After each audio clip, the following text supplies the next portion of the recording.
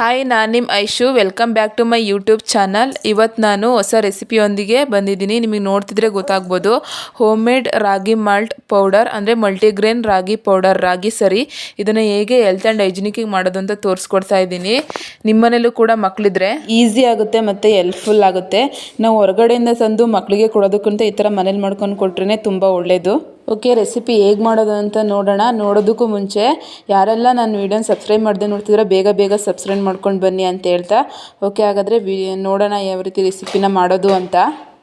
ನೋಡಿ, ಇಲ್ಲಿ ರಾಗಿನ ನಾನು ನೀಟಾಗಿ ವಾಶ್ ಮಾಡಿ ಅದನ್ನೊಂದು ಬಟ್ಟೆಲಿ ಕಟ್ಟಿ ಮೊಳಕೆ ಬರ್ಸಿಟ್ಕೊಂಡಿದ್ದೀನಿ. ಸ್ವಲ್ಪ ಒಂದು ನೈಟ್ ಒಂದು ಮಡಕೆ ಕಟ್ಟಿಟ್ರೆ ಒನ್ ಡೇ ಬಿಟ್ರೆ ಸಾಕಾಗುತ್ತೆ. ಇಷ್ಟು ಮೊಳಕೆ ಬಂದರೆ ಸಾಕಾಗುತ್ತೆ. ಮೊಳಕೆ ಬರೆಸ್ತೀನಿ, ಹಾಗೆ ಮಾಡ್ತೀನಿ ಅಂದರೆ ಮಾಡ್ಬೋದು. ಬೇಸಿಗೆ ಕಾಲದಲ್ಲಿ ಈ ಥರ ಮೊಳಕೆ ಬರೆಸಿ ಕೊಟ್ರೇ ಒಳ್ಳೆಯದು. ಬೇಸಿಗೆಗಾಲ ಅಂತ ಅಲ್ಲ, ಈ ಮೊಳಕೆ ಕೊಟ್ರೇ ಮಕ್ಳಿಗೆ ತುಂಬ ಒಳ್ಳೆಯದು.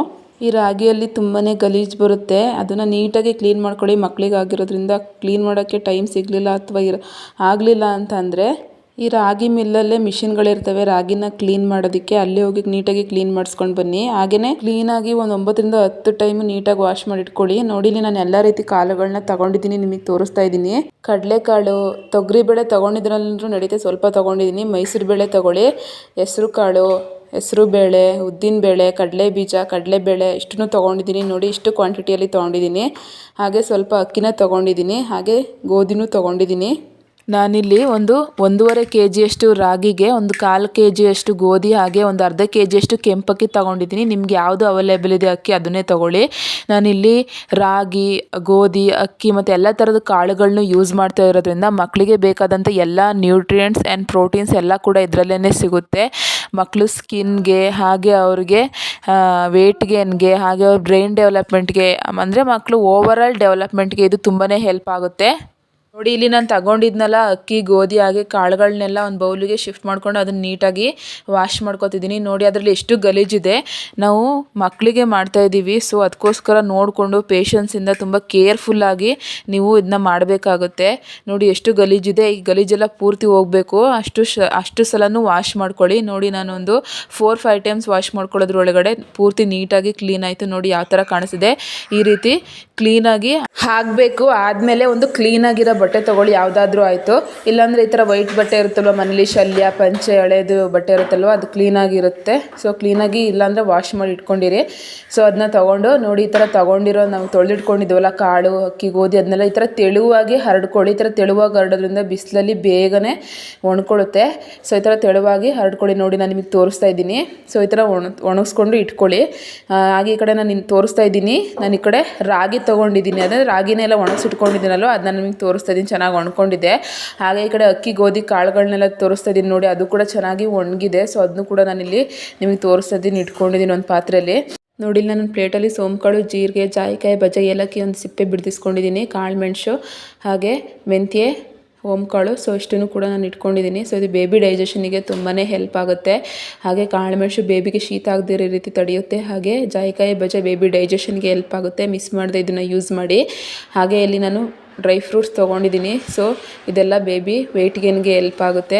ಬಾದಾಮಿ ಸ್ಕಿನ್ಗೆ, ಗೋಡಂಬಿ ವೆಯ್ಟ್ ಗೇನ್ಗೆ. ಹಾಗೆಯೇ ನಾನು ರೆಡ್ ವಾಲ್ನಟ್ ತೊಗೊಂಡಿದ್ದೀನಿ. ಸೊ ಅದು baby overall development, ice, heart, brain ಎಲ್ಲದಕ್ಕೂ ಹೆಲ್ಪ್ ಆಗುತ್ತೆ. ನೋಡಿ, ಇಲ್ಲಿ ನಾನು ಒಂದು ದಪ್ಪ ತಳ ಪಾತ್ರೆ ನಾನು ತೊಗೊಂಡಿದ್ದೀನಲ್ಲ ಇಷ್ಟು ಐಟಮ್ಸ್. ನಾನು ಇದರಲ್ಲಿ ಮೀಡಿಯಮ್ ಫ್ಲೇಮಲ್ಲಿ ಇಟ್ಕೊಳ್ಳಿ, ಹುರ್ಕೊಳ್ಳಿ. ದಪ್ಪ ತಳ ಪಾತ್ರೆ ತೊಗೊಳ್ಳೋದ್ರಿಂದ ಚೆನ್ನಾಗಿ ಹುರ್ಕೋಬೋದು. ತೆಳುವನೇ ಪಾತ್ರೆ ತೊಗೊಂಡ್ರೆ ಹುರ್ಕೊಳ್ಳೋಕ್ಕಾಗಲ್ಲ, ಬೇಗ ಕೆಳಗಡೆ ಸೀದೋಗೋ ಥರ ಆಗಿಬಿಡುತ್ತೆ. ಸೊ ಅದಕ್ಕೋಸ್ಕರ ಈ ಥರ ದಪ್ಪ ತಳ ಪಾತ್ರೆ ತೊಗೊಂಡು ನೋಡಿ, ಸ್ವಲ್ಪನೇ ಈ ರೀತಿ ಹೀಗೆ ಮಾಡ್ಕೊಳ್ತಾ ಇರಿ. ಕೈಯಲ್ಲಿ ಈ ಥರ ಮಾಡಿಕೊಂಡು ಹುರ್ಕೋತಾ ಇರಿ. ಅದೆಲ್ಲ ಕಡೆ ಕೂಡ ಚೆನ್ನಾಗಿ ಹುರ್ಕೋಬೇಕಲ್ವ, ಅದಕ್ಕೆ ಎಲ್ಲ ಕಡೆನೂ ನೀಟಾಗಿ ಹುರ್ಕೊಂಡು ಒಂದು ಬೇರೆ ಬಾಣಲೆಗೆ ತೆಗೆದಿಟ್ಕೊಳ್ಳಿ. ಬ್ಯಾಕ್ಗ್ರೌಂಡಲ್ಲಿ ನಮ್ಮ ಬೇಬಿ ಸೌಂಡ್ ಕೇಳಿಸ್ತಾ ಇದೆ, ಡಿಸ್ಟರ್ಬ್ ಆದರೆ ಸಾರಿ. ಈಗಂತೂ 10 ಮಂತ್ ಕಂಪ್ಲೀಟ್ ಆದಮೇಲೆ ಜಾಸ್ತಿ ಮಲಗೋದೇ ಇಲ್ಲ, ಯಾವಾಗಲೂ ಆಟ ಆಡ್ಕೊಂಡಿರ್ತಾನೆ. ಸೊ ಹಂಗಾಗಿ ಅದೇ ಟೈಮಲ್ಲಿ ನಾನು ವಾಯ್ಸ್ ಓವರ್ ಕೊಡ್ತಿರ್ಬೇಕಾದ್ರೆ ಸೌಂಡ್ ಹಾಗೆ ಕೇಳುತ್ತೆ. ಡಿಸ್ಟರ್ಬ್ ಆದರೆ ಸಾರಿ. ನೋಡಿ, ನಾನು ಇನ್ನೊಂದು ಟೈಮು ಕೂಡ ರಾಗಿ ಇತ್ತಲ್ಲ ಅದನ್ನು ಕೂಡ ಹಾಕ್ಕೊಂಡು ಚೆನ್ನಾಗಿ ಈ ಥರ ಹುರ್ಕೊತಿದ್ದೀನಿ. ಸೊ ಒಂದು 5 to 6 ಮಿನಿಟ್ಸು ಮೀಡಿಯಮ್ ಫ್ಲೇಮಲ್ಲಿ ಚೆನ್ನಾಗಿ ಹುರ್ಕೊಳ್ಳಿ. ಸೊ ನಿಮಗೆ ಗೊತ್ತಾಗುತ್ತೆ, ಅದನ್ನ ಮುಟ್ಟು ನೋಡಿದ್ರೇ ಬಿಸಿಯಾಗಿರುತ್ತೆ. ಹಾಗೆ ಸ್ವಲ್ಪ ಆರಿದ ಮೇಲೆ ಇನ್ನೂ ಗರಿ ಗರಿ ಆಗುತ್ತೆ. ಅದಾದಾಗ ಚೆನ್ನಾಗಿ ಪೌಡ್ರ್ ಮಾಡ್ಕೋಬೋದು. ಸೊ ಅದಕ್ಕೋಸ್ಕರ ಚೆನ್ನಾಗಿ ಹುರ್ಕೊಂಡು ಅದನ್ನು ಕೂಡ ಎತ್ತಿಟ್ಕೊಳ್ಳಿ.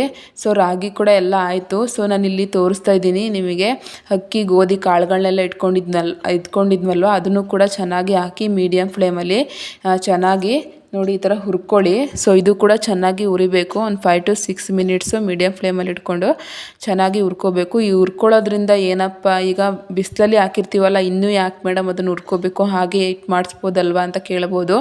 ಸೊ ಮಾಡಿಸ್ಬೋದು, ಬಟ್ ಈ ಥರ ಹುರ್ಕೊಳ್ಳೋದ್ರಿಂದ ನಾವು ತುಂಬ ದಿನ ಬೇಬಿ ಪೌಡರ್ ರಾಗಿ ಪೌಡರ್ನ ಸ್ಟೋರೇಜ್ ಮಾಡ್ತೀವಲ್ಲ, ಅದು ತುಂಬ ದಿನ ಇರೋದಕ್ಕೆ, ಹುಳ ಆಗದೆ ಇರೋದಕ್ಕೆ ಹೆಲ್ಪ್ ಮಾಡುತ್ತೆ. ಹಾಗೆ ಬೇಬಿಗೆ ಬೇಗ ಡೈಜೆಷನ್ ಆಗೋದಕ್ಕೂ ಕೂಡ ಹೆಲ್ಪ್ ಆಗುತ್ತೆ. ಸೊ ಅದಕ್ಕೋಸ್ಕರ ಈ ಥರ ನೀಟಾಗಿ ಹುರ್ಕೊಳ್ಳಿ. ಸೊ ಇದು ಮಕ್ಳಿಗೆ ಮಾಡ್ತಿರೋದ್ರಿಂದ ತುಂಬ ಪೇಷನ್ಸಿಂದ ಕೇರ್ಫುಲ್ಲಾಗಿ ಟೈಮ್ ತೊಗೊಂಡು ಮಾಡಿ.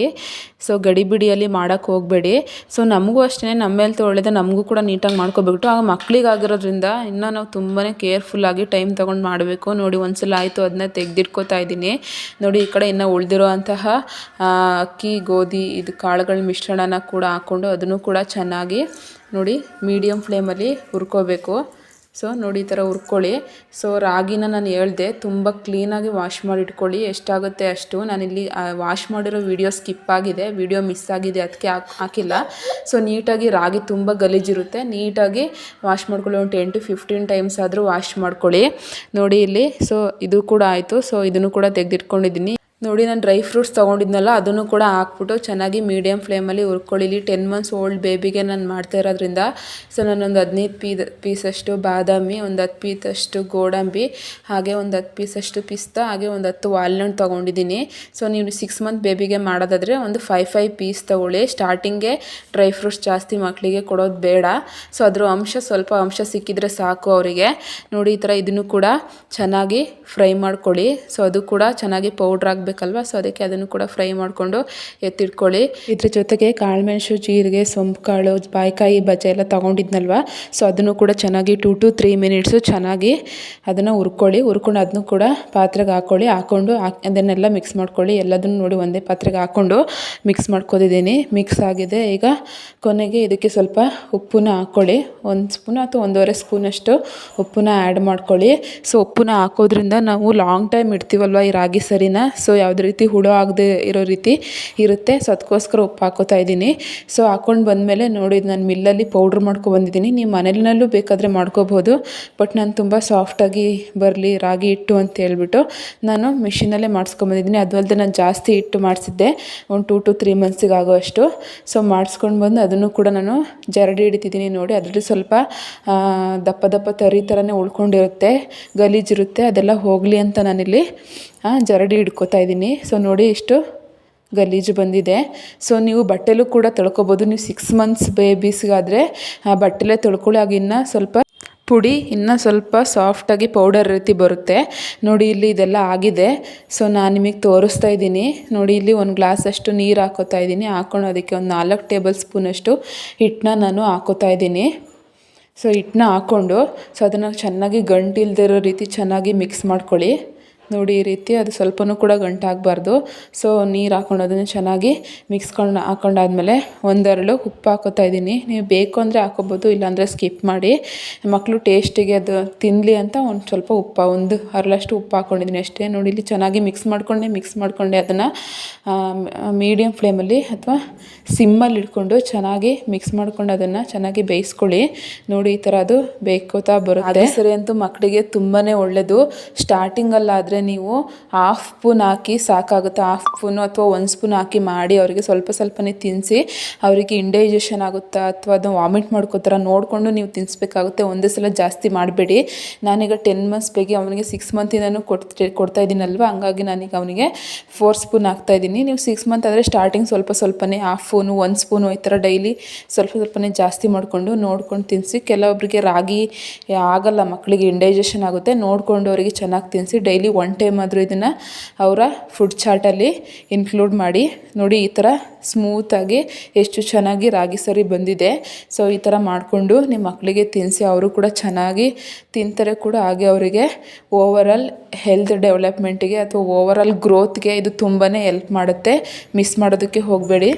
ಈ ಒಂದು ಬೇಬಿ ಫುಡ್ ರೆಸಿಪಿ ರಾಗಿ ಸರಿ ನಿಮಗೆ ಇಷ್ಟ ಆಯಿತು ಅಂತಂದರೆ ಲೈಕ್ ಮಾಡಿ, ಶೇರ್ ಮಾಡಿ, ಸಬ್ಸ್ಕ್ರೈಬ್ ಮಾಡಿ. ಹಾಗೆ ಮಕ್ಕಳಿರೋ ಅಂಥವ್ರಿಗೆ ಮಿಸ್ ಮಾಡದೆ ಈ ವಿಡಿಯೋನ ಶೇರ್ ಮಾಡಿ, ಅವ್ರಿಗೂ ಕೂಡ ತುಂಬ ಹೆಲ್ಪ್ಫುಲ್ ಆಗುತ್ತೆ.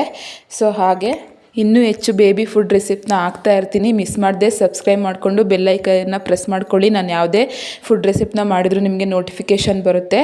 Keep watching and keep supporting. Love you all. Bye.